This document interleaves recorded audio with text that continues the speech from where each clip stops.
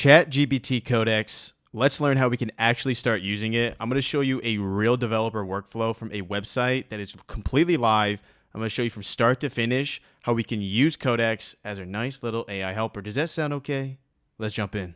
Welcome back, y'all. We got another Codex video, as a lot of you were requesting for me to show you an actual workflow. So in this video, I'm going to show you how to use Codex here. I'm going to deploy to my actual live website link here and get going. First things first, make sure you connect your GitHub account. I show you in 10 minutes how to do that in the description down below. That's going to be a nice little video to click off to. For now, though, we're going to assume that you connect to your GitHub account, and we're going to add our nice little repo.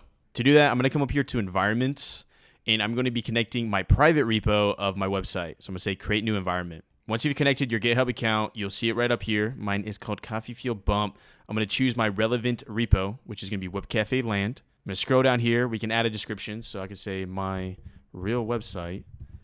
And then from here, we're going to come down and I'm going to simply hit create environment, which I'm covering right now. So right here, create environment. Once you set it up, we're going to come up here to use this. I'm going to make sure that I have it selected right above me right here. And right now you notice we only have one branch. So in order to effectively use Codex here, we're going to create a separate branch. And this is very typical in software development workflow, where before you create really big changes to whatever you're coding, whether it's a software or web app, we create a separate branch. So let's do that. Go ahead and head over to your repository of your local code, whether that is found in your Cursor AI, Windsurf, VS Code. Mine is found in VS Code. It's the same situation no matter what platform you use. And we're going to go ahead and open up terminal. So I'm going to come down here. I'm going to select terminal and proceed. So the first major thing we need to do is make sure this code is just running so we can actually see it. So to do that, we're going to do npm start. Once we do that and we've rendered it, let's assume we have our application here. We're going to do the first major step to know how to leverage Codex. I'm going to go ahead and open up a new terminal window by selecting this plus button right here, and we're good to go. So we're inside our repository. We're going to do the following commands. First, just confirm what branch you're on. So we'll do git branch main, and we're going to do git checkout -b, and then whatever you want to call the branch name. So I'm going to make a couple changes here when it comes to verbiage that's used on the website. Add some mobile responsiveness, so I'll just say like mobile words. Doesn't matter what it is, we just got to know how to reference it. So I'm going to enter again, and we're good to go. To ensure you're in the correct branch and we can mess around, mess up, doesn't really matter. You're going to see it right down here. Mine's called mobile words. Let's proceed. So now that we have that branch, we're going to go and just do a real quick push here so we can start seeing it in Codex. Specifically, what you'll notice is if you come back to Codex here, you're like, Corbin, where's my branch? That's because we need to push it into the cloud. To do this, we're just going to make a small change here. So coming to app.js, we'll add test1235, save. And then in our terminal here, we're going to say git add dot git commit dash test. This is going to be the name, and I'll show you what this looks like on GitHub side. And then we're going to do git push origin, and we will do mobile words, same branch name. Once you push like that, it'll pop up in your Git repo here. We can simply just create a PR here. It's not necessary to do this right off the bat, but I'll just do new words and mobile here, and we're going to say create pull requests. I dive deeper into what this means at a base level in another video, which I'll link down, which is a 10-minute video on GitHub. But the idea here is that any changes we make here on out on this specific branch won't break our original code found in main. I'm also going to show you how to merge this using Codex. But now that we've done this, I'm going to reload Codex. I'm going to come over here to enter branch, and here it is, mobile words. Now we are in the ball game. Now we can just shoot off here and find out what we want to change about our website. So the first major thing that was identified in my previous video is, Corbin, how do I render this code so I can actually see what's happening? npm start, and that's going to bring you to your actual application, assuming it's a React-based app like we've created a ton on these videos. So I want to do two major tasks. The first one is I'm going to change school to the actual school's name that we have here, which is now called the Community Builders Console Log. Check it out, description down below. And on top of that, I also want to have this be more mobile responsive. So I'm going to hit inspect here and show you what I'm talking about. If I hit inspect, I come up here to this little computer. I click that. I can use this little sidebar to see what it looks like on different viewports or desktop, mobile, tablet, whatever it may be. Some of y'all are crazy right now and watching this on TV. I don't know how. Idea being though, as you'll notice, is that when this gets more towards the mobile viewport, it doesn't look bad. I like it. It looks good, but this right here, it's a little excessive. So what I'm going to do is I'm going to have Codex remove content catalog as a button in just the mobile view and just keep take the website. And I guess this kind of parlays well with what I referenced earlier, as take the website takes you to that 3-hour video. 3-hour video, Corbin, 3-hour video and for free 191 minutes, website links, GitHub repos, everything you need to know about AI coding. Task 1,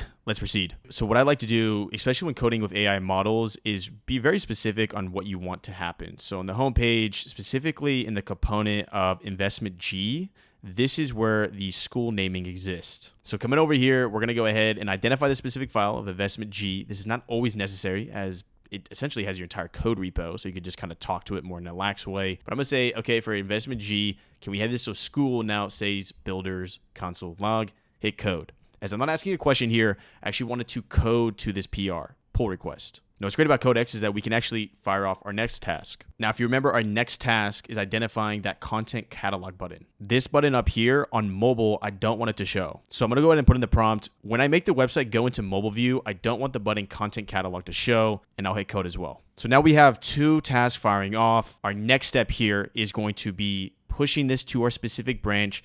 Then we're going to pull this code into our local computer here so we can actually visually see it to see if we even like it. We got our first task done. Rename school to builders console log. I'm going to click it. This is a very simple task. I know I can get more complex, but I just want to show you functionally how we do this. Coming down here, it did it perfectly. Builders console log. So I'm going to go ahead and come up here and say create pull request. Then I can simply hit view pull request. So the workflow here is that we've created the pull request. We can go ahead and merge this pull request, and we're going to be able to see it live and rendered on our code here. So delete this branch here. In theory, if you want to work directly in the branch, then you would simply just copy and paste over. But if I come back over to our VS Code right here, we can see what this would look like if I do git pull origin, and then we're going to grab the exact branch name. So this is mobile words. I hit enter here, and I notice you can't really see it on the screen. So let me move it up a little bit, y'all. Right there, hit enter, and this is going to pull the cloud code. So what you'll notice here is we're going to get an update. Boom.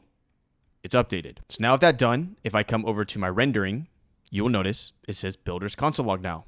Pretty nice. Let's see how I handled our other task of mobile responsiveness. As I was more ambiguous, I didn't identify an actual file name. I just let it search. Let's click.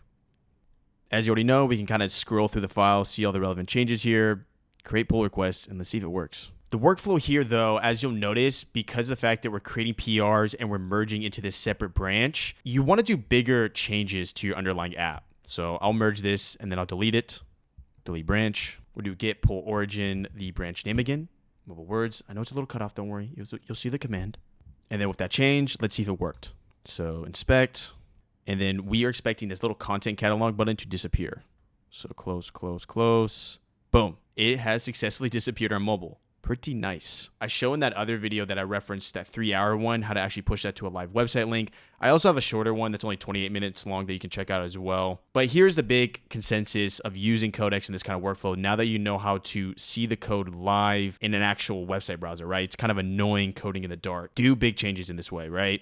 You're going to make prompts that are pretty lengthy here. Try to get a ton of code from Codex here. Then you're going to merge it into that branch that we just saw there.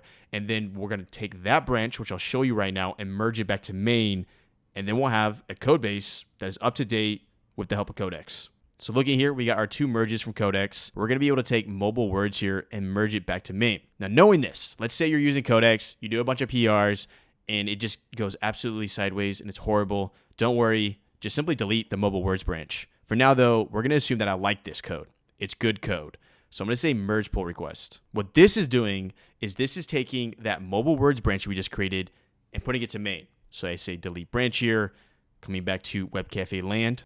You'll notice that it says up here, it merged with mobile words. And then just to confirm, I can click in. And if we go to views, we go to investment G, it should say builders console log, and it does. Perfect. So here is the cleanup workflow then. So once we're done, we're good with the branch. We had our fun. I'm going to do git branch again. Okay, I'm in mobile words still. So I'm going to do git checkout, and I'm going to do main. Let's go back to the main branch. Git branch again, confirm. Okay, we're back in main. Now we just do git pull origin main here. And this is going to grab the most up-to-date code in that little repo, and boom. Main branch has been fully and successfully updated by Codex. And last little thing here, which is going to be helpful, so you don't get a bunch of branches and you're like, Corbin, I got too many branches. You do git branch dash D, capital D, copy the branch name, space, paste the branch name, enter, and that branch has been successfully deleted locally on your computer. Here are 2 resources that can help you out if you get stuck. First one, check out Builder's Console Log in the description down below. This is a community that I'm currently running. I answer questions here. I have a cool little exclusive series where I give my insight of different pivots I made in business and just my entrepreneurship journey. Check it out. But if that is not your cup of tea, you can also check out a platform here called Bump Ups. You can grab this YouTube link, quite literally look up, double click that YouTube link, paste it into this platform, and ask more questions on this topic. So there we go. That's how we use ChatGPT Codex in a developer workflow. Let me know what you think. I plan on doing a pretty big series here, y'all. I'm going to show you from scratch how to build out an actual software application. I'm going to go over the tech stack. I'm going to use AI to code it all because, you know what, I'm lazy. I don't want to code anymore. I don't want to type. So I'm going to let AI type for me. Those are 2 random videos. Make sure you leave a like. And one last thing. If you're still here, 80% of y'all have not hit that subscribe button. I got like a 4/5 here. That's 4/5. I don't want that. Hit that subscribe button, okay? I'll see you in the next video.